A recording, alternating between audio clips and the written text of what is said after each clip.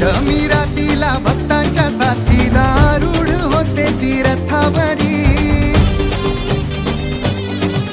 श्रीवर्धनची तू आई माऊली पावन झाली तुझ्यामुळे ही नगरी। अष्टमी रातीला भक्तांच्या साथीला रूढ होते तीर्थावरी। श्रीवर्धनची तू आई माऊली पावन झाली तुझ्यामुळे ही नगरी। मार्गशीर्ष महिन्याच्या रथ उत्सवाला भक्तगण आले तुझ्या दारी।